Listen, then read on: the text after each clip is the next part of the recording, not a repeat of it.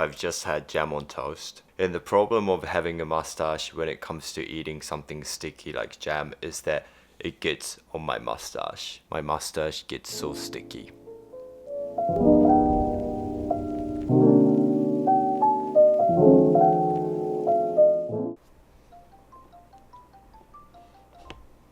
Mosh mosh.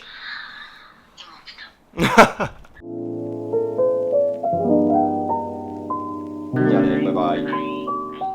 Alright, I'm going to Starbucks and I'll have some chai latte or a normal latte. And I'll just do some editing there as well.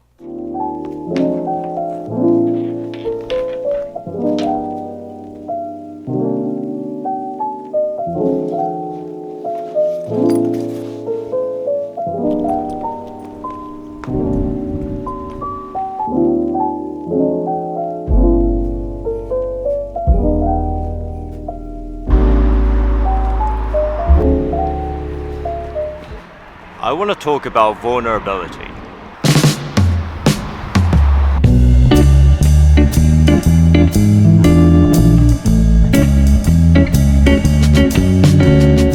For a long time, I wasn't sure how to deal with my negative emotions properly. Because growing up, I was never taught how to express them in positive ways. And I used to think that showing emotions such as sadness was a sign of weakness. But how did this happen?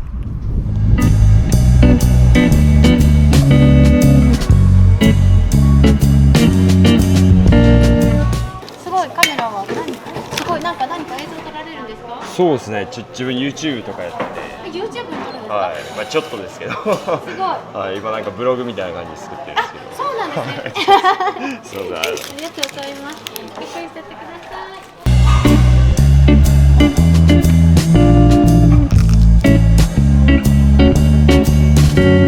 I like going to Starbucks in Japan because people who work there seem really genuine. Although she just wanted to be nice to a customer, it was really nice of her to take an interest in what I do. And the coffee is amazing, as usual. I ended up getting a Starbucks latte because I felt like I needed to have extra energy. I guess one of the biggest factors was how I was taught about what it meant to be a man. For example, my dad used to tell me that to be a man means not to cry in front of others because it makes you look strong. There's also a Japanese phrase called memeshi, which directly translates into unmanliness and cowardness. And kanji is about women, literally. Hate is a strong word, but let me say that I hate this phrase because it's a derogatory term. And I remember being used this phrase against me when I was younger. So this is basically how I was shaped to believe that showing my negative emotions was weak.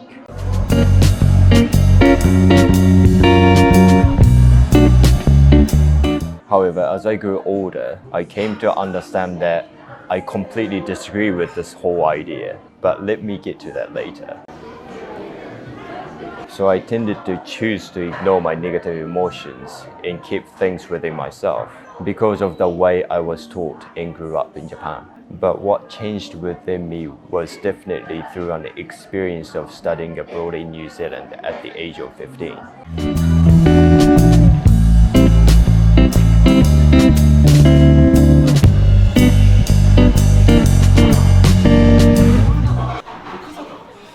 This is one of the fewest videos that I keep coming back, and every time I watch it, I become so emotional. Like, it makes me so happy. If you've never seen this before, I highly recommend that you check this out.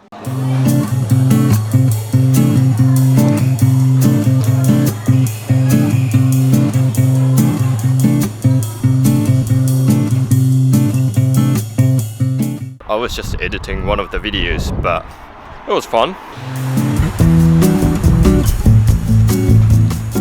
You might think that New Zealand people changed me, but I can't say that it's true. If you know anything about New Zealand, the idea of being a man or a strong individual could be quite similar to Japan. And I've seen a lot of people who struggle to express their true emotions over there just like Japanese people. But for me, what changed me was the number of experiences in terms of failures, shamefulness, sadness that I had to go through just to live a normal life in New Zealand, such as communicating with others in English as a second language. For example, when I went to New Zealand, I experienced having absolutely no friends for at least 3 months in school. Because of my poor English, there was this one time I got on the wrong bus to go home. And when I realized I was an hour's walk away from home, and I ended up asking several people where the mall was on the street while tearing up to direct myself. And eventually I made it home safely. I was 16 at the time. I was editing this vlog and I noticed that the sound quality becomes really terrible from here. Let me show you. Show vulnerability in other areas, such as to friends, at work. Terrible. Absolutely terrible. So long story short, I redid the whole thing. And I apologize that I couldn't be consistent with this vlog. But mistakes happen and I'll be careful from now on. Now, let's go back to the vlog. You see, my life was fine when I was in Japan. But once I started living in New Zealand, it became more about failures than successes. And every time people asked me about my life experiences, it became more apparent that I had to talk about my embarrassing or sad experiences just to tell them how I got to where I was. Because I couldn't find any successful memories at the beginning of my time in New Zealand. But as I did this more and more, I started noticing something really interesting, which was that the more I shared my failures, struggles, and embarrassing experiences with others, the more they opened up to me about their experiences that they thought were really embarrassing. Then I wasn't sure if it was right or wrong, but I came up with a theory that sharing my vulnerable experiences with others makes them feel comfortable to open up and talk about themselves, which equals a deep connection between us, and I've been doing the same since this realization.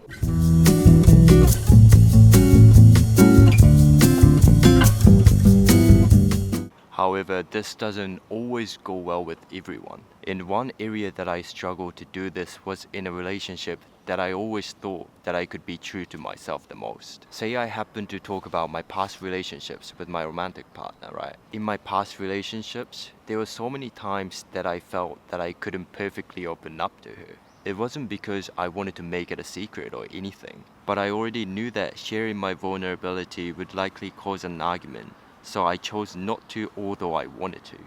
I think this is the reason why I couldn't really feel like I was true to myself in my past relationships, which made me quite unhappy at times. And this affected my confidence to show vulnerability in other areas, such as to friends, at work, or on YouTube, which indicates that I became more reserved about expressing my true self. A lot of you might think that there's no need to show vulnerability at work, but for me it's really important, because I want to be consistent with who I am under any circumstances, which brings me the freedom to live my life that is aligned with my beliefs and values.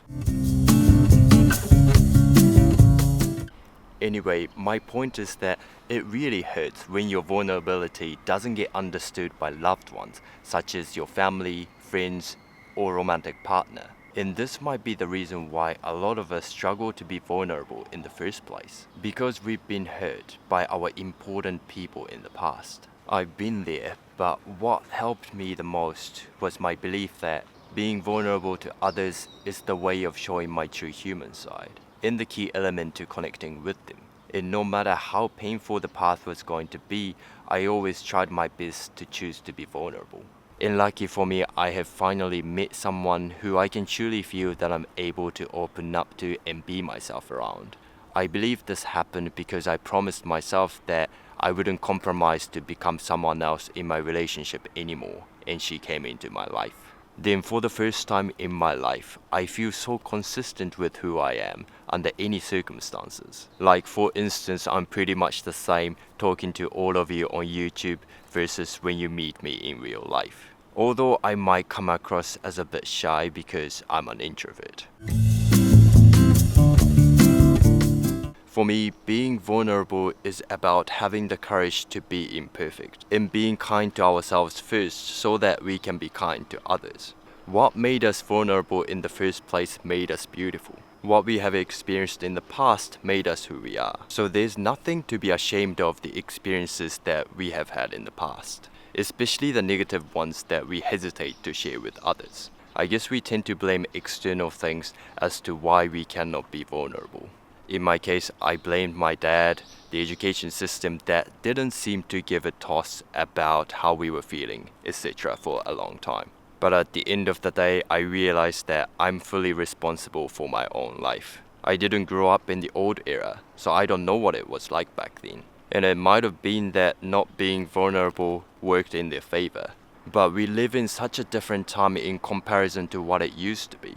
And the reason why I talk about the importance of being vulnerable is that I have a strong belief that this is a much better way of living in our era. Just like we struggle to find what we want in life, being vulnerable takes courage, and we'll surely experience some hardships in the process of allowing ourselves to be vulnerable. But when you allow yourself to be vulnerable, your true self starts to reveal, and your face becomes brighter than ever before, which I can confidently tell you that this is true because I've experienced it myself. Good vulnerability doesn't expect others to solve our difficulties, and we just allow ourselves to let others see our quirkiness in the hopes that others will feel encouraged to share the unique sides of themselves. Now, before I finish this vlog, there's a quote that I would love to share with you. Vulnerability is the birthplace of love, belonging, joy, courage, empathy, accountability, and authenticity.